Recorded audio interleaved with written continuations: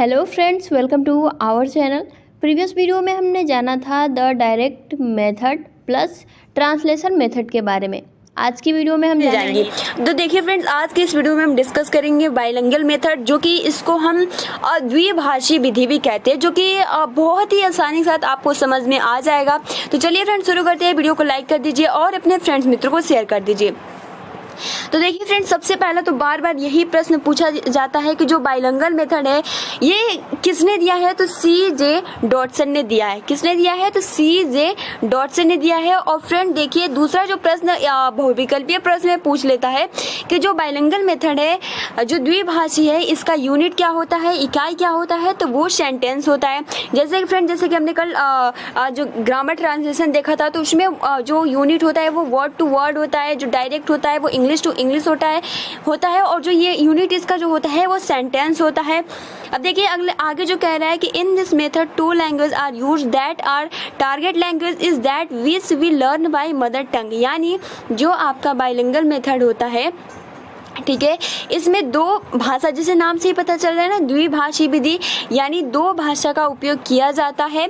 जो लक्षित भाषा होती है, यानी जो टारगेट लैंग्वेज होती है, उसे हम मातृभाषा में सीखते हैं। यानी आप सिंपल कह सकते हो कि आपका कोई एक टारगेट लैंग्वेज होता है। जैसे कि एग्जाम्पल के लिए आपको टारगेट लैंग्वेज इंग्लिश है, ठीक है, वो आपका टारगेट लैंग्वेज है और आपको जो सीखना है वो टारगेट लैंग्वेज सीखना है, तो उसका हम यूज अपने मातृभाषा में, यानी हम अपने मदर टंग में करके सीखते हैं, ताकि हमें अच्छे से समझ में आ जाए। यानी आप सिंपल कैसे कह सकते हो कि द्विभाषी विधि, यानी इस विधि में दो भाषा का उपयोग किया जाता है, जो कि टारगेट लैंग्वेज होती है और उसको हम अपने मदर टंग से सीखते हैं। ठीक है, तो ये सबसे महत्वपूर्ण पॉइंट है। In this method two language are used that are target language is that which we learn by mother tongue. ठीक है, अब देखिए आगे जो आपका कह रहा है कि in this method is a combination of direct method and grammar translation method. Friend, जैसे कि आप सभी को पता है कि जो एग्जांपल के लिए यहाँ पे आपका जो हो जाता है बाइलिंगुअल हो जाता है, ये जो हो जाता है वो आपका ग्रामर हो जाता है, और ये जो होता है वो डायरेक्ट हो जाता है, डायरेक्ट मेथड। तो जो आपका यहाँ पे जो ग्रामर होता है वो वर्ड टू वर्ड होता है। जो आपका जैसे कि डायरेक्ट मेथड होता है वो इंग्लिश टू इंग्लिश होता है, बट जो आपका बाइलिंगुअल मेथड होता है इसका यूज आप कह सकते हो कि जो ग्रामर ट्रांसलेशन मेथड है और जो डायरेक्ट मेथड है, इन दोनों के बीच का क्या है, कॉम्बिनेशन है, ये मध्य का है, यानी ये बीच में स्थित होता है बाइलिंगुअल मेथड।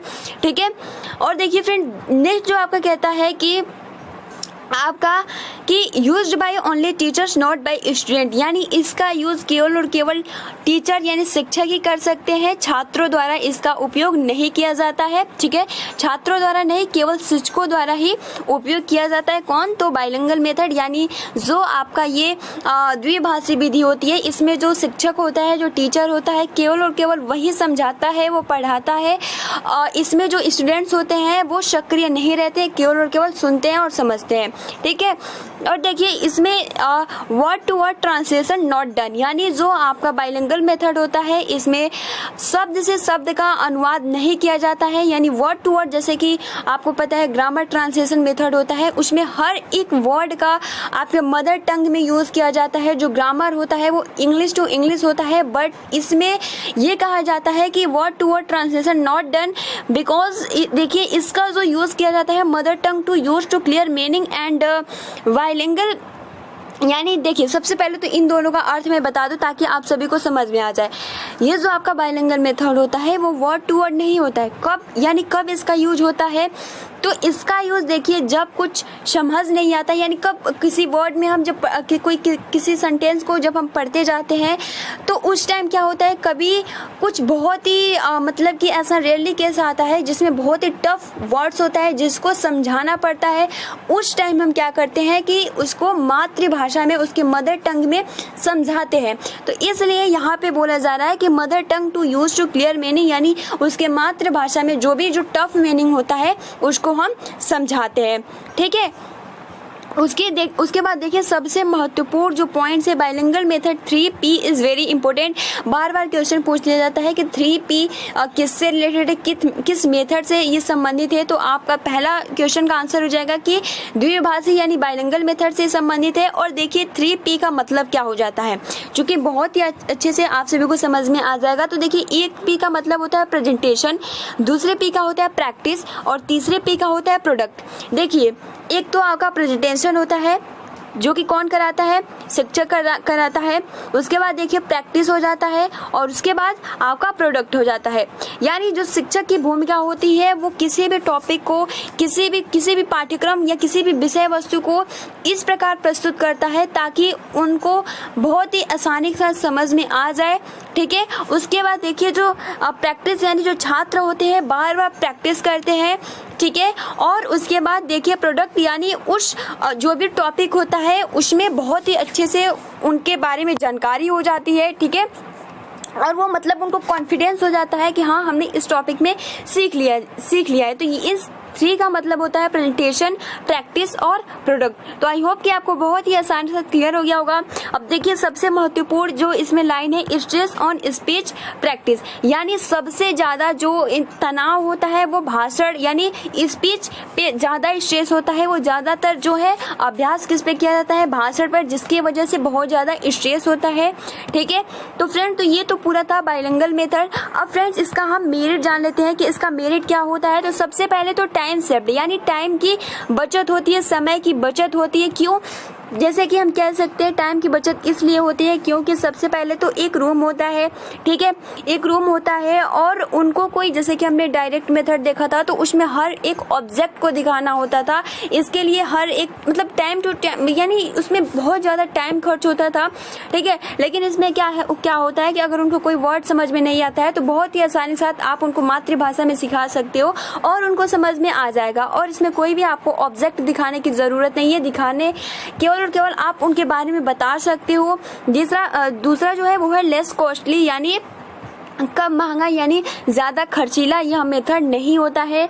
ऑडियोज वीडियोज और नॉट कंपलसरी यानी ऑडियो और वीडियो की अनिवार्यता नहीं है। यानी ये ज़रूरी नहीं है कि आप किसी भी टॉपिक को समझा रहे हो, सिखा रहे हो तो आपको वो दिखा के ही या फिर सुना के ही आपको पढ़ाना है। इसमें ये कंपलसरी नहीं है। ठीक है, अनिवार्य नहीं है। और नो नीड और ट्रेंड टीचर यानी एक प्रशिक्षित शिक्षक की ज़रूरत नहीं है। यानी देखिए फ्रेंड्स इसमें ट्रेंड टीचर की ज़रूरत नहीं है। क्यों? क्योंकि आपको ऐसा टीचर उसमें रखना है कि जो कुछ भी जिस तरीके से उनको समझ में आ जाए।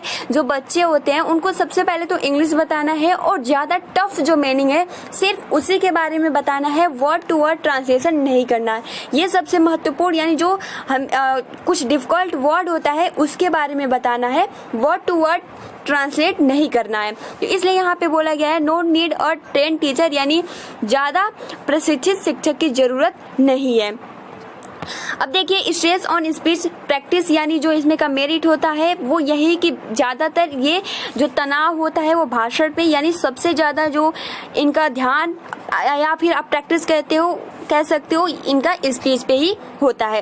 अब देखिए डीमेरिट्स हम जान लेते हैं। Point two point suitable to lower class यानी जो ये आपका ये जो विधि है निम्न वर्ग के लिए बहुत ही अनुकूल है। ठीक है, उसके बाद देखिए रीडिंग राइटिंग प्रैक्टिस इग्नोर यानी जो आपका लिखने की राइटिंग यानी जो कुछ भी अभ्यास हो गया इसको इग्नोर कर दिया जाता है, अनदेखा कर दिया जाता है।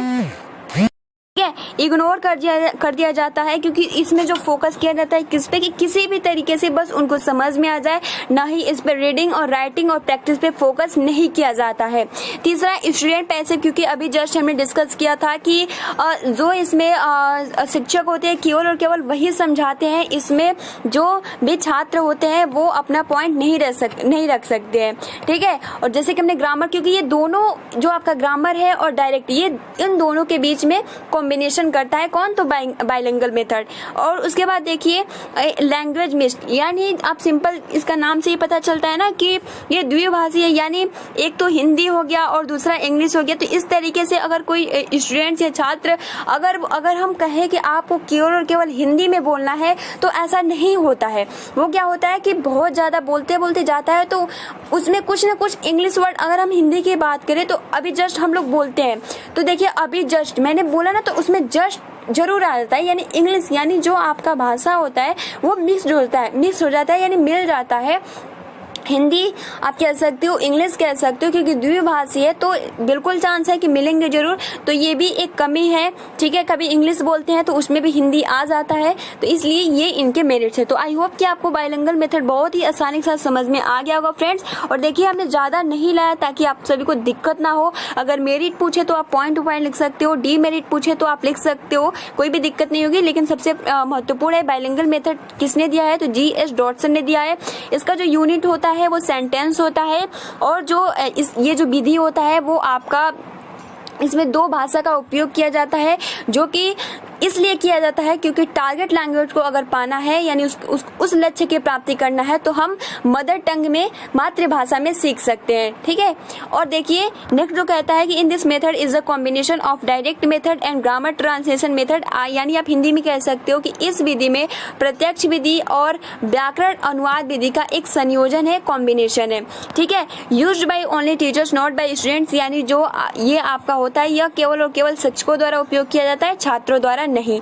और शब्दों से शब्द यानी वर्ड टू वर्ड इसका ट्रांसलेट नहीं होता है। और देखिए फ्रेंड्स, कहाँ इसका, यानी जब कोई हम सेंटेंस पढ़ते हैं और उसमें कोई डिफिकल्ट वर्ड आ जाता है, उस टाइम हम बाइलिंगुअल मेथड, यानी जो डिफिकल्ट होता है उसी का अर्थ उसके मातृभाषा में बताते हैं, ठीक है। और इसमें सबसे महत्वपूर्ण bilingual method 3P is very important, यानी जो बाइलिंगुअल मेथड होता है 3P, जिसमें एक P का मतलब होता है प्रेजेंटेशन, एक P का प्रैक्टिस और दूसरे का प्रोडक्ट। यानी जो प्रस्तुति करता है वो टीचर करता है, जो प्रैक्टिस करते हैं वो आपके छात्र यानी शिक्षार्थी करते हैं, और जो प्रोडक्ट यानी वो बिल्कुल ही कॉन्फिडेंस हो जाते हैं कि हाँ हमको ये टॉपिक या कुछ भी हमको समझ में, यानी जो कुछ भी वो सिखाया है उनको समझ में आ गया है।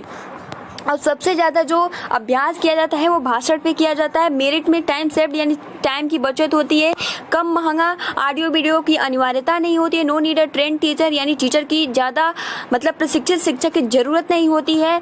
और उसके बाद डी मेरिट्स में आप देख सकते हो कि निम्न वर्ग के लिए रीडिंग राइटिंग को इग्नोर कर दिया जाता है, स्टूडेंट पैसिव होता है, लैंग्वेज जो होता है वो मिक्स हो जाता है। तो फ्रेंड्स आई होप कि आपको बहुत ही आसानी के साथ ये समझ में आ गया होगा। और देखिए फ्रेंड्स, ये जो PDF है मैं आप सभी को टेलीग्राम पे प्रोवाइड कर दूंगी, ठीक है। तो वीडियो को लाइक कर दीजिए और अपने फ्रेंड्स मित्रों को शेयर कर दीजिए, और आप बहुत ही अच्छे से बेहतरीन तरीके से आप अपना प्रिपरेशन कीजिए। और देखिए बाइलिंगुअल मेथड में बस आप सभी को यही याद रखना है, इससे ज़्यादा कुछ नहीं, ठीक है। जो महत्वपूर्ण है वही हमने इस PDF के द्वारा आप सभी को प्रोवाइड किया। तो मिलते हैं 9 बजे वाली क्लास में, जो कि आप सभी को पता है कि आज बहुविकल्पीय प्रश्न डिस्कस करेंगे, ठीक है। तो चलिए मिलते हैं। Thanks for watching, take care and best of luck.